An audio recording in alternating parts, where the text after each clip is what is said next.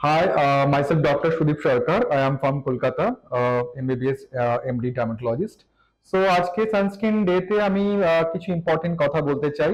Sunscreen সম্পর্কে তো আমাদের অনেক কিছুই ধারণা রয়েছে। তো সেখানে কিন্তু সানস্ক্রিনের আমি কিছু কিছু ইম্পর্টেন্ট কথা আজকে আমি আলোচনা করব। সানস্ক্রিন কেন আমরা ইউজ করব, কেন ইউজ করা উচিত এবং কতবার ইউজ করা উচিত, এবং তার সাথে আপনার এসপিএফ অ্যামাউন্ট এবং রিঅ্যাপ্লিকেশন টাইম। তো সানস্ক্রিন আমরা কেন ইউজ করবো? আজকে সবাই জানে সানস্ক্রিনের মার্কেটে প্রচুর রয়েছে, ই কমার্স প্ল্যাটফর্মে প্রচুর রয়েছে, এবং ইভেন হার্বাল, কেমিক্যাল, ফিজিক্যাল সমস্ত সানস্ক্রিন কিন্তু অ্যাভেলেবেল রয়েছে। সানস্ক্রিন অ্যাপ্লিকেশন কিছু নিয়ম রয়েছে এবং কখন আমরা করতে পারি সেটা আমি আজকে গাইড করে দিচ্ছি।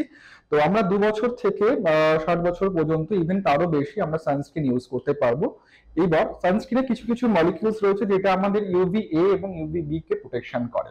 তো সেক্ষেত্রে দুটো পয়েন্ট আমি মাথায় দিতে চাইছি, সেখানে ইনডোর এবং আউটডোর দুটো ক্ষেত্রেই কিন্তু আপনাদের সানস্ক্রিন অ্যাপ্লিকেশন করতে হবে।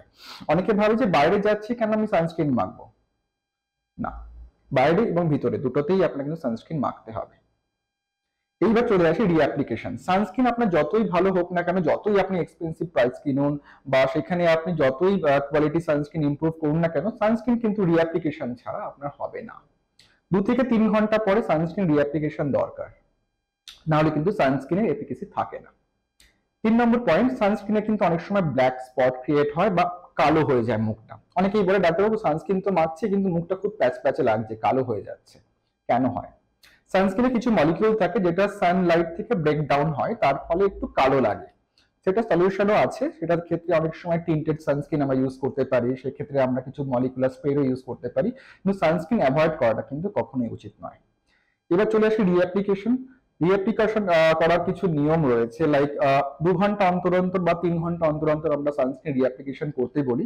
আইডিয়ালি দিনে 3 বার সানস্ক্রিন রিঅ্যাপ্লিকেশন করা উচিত। সেই ক্ষেত্রে আপনি ফার্স্ট টাইম যে সানস্ক্রিনটা অ্যাপ্লিকেশন করেছেন সেটা আপনি টিস্যু ওয়াইপ দিয়ে ওয়াইপ করে দেন রিঅ্যাপ্লিকেশন করতে পারবেন। সানস্ক্রিন মাখলে ক্যান্সার হয় বা সানস্ক্রিন মাখা কি উচিত? অনেকেই কিন্তু এটা প্রশ্ন করে থাকেন যে সানস্ক্রিন হয়তো স্কিনের ক্ষেত্রে খুব হার্মফুল। একদম না। সানস্ক্রিন মাখলে স্কিনের উপরের লেয়ারটা বেরিয়ে একটা প্রোটেকশন হয়। সানরেজ যে UV A, UV B, UV C যে রেজ গুলো থাকে সেটা কিন্তু আমরা অনেকটাই প্রিভেন্ট করতে পারি। তো আজকে সানস্ক্রিন ডে আমি এটুকুই বলতে পারি যে সানস্ক্রিন প্রত্যেক দিন অ্যাপ্লাই করবেন এবং তার সাথে রিঅ্যাপ্লিকেশনটা খুব দরকার। বছর 2 থেকে আপনি 4 বছর পর্যন্ত একদম অ্যাপ্লাই করতে পারেন যে কোনো সময়। আর ভালো থাকবেন, ভালোভাবে স্কিনের যত্ন নিন। Best of luck, happy sunscreen day.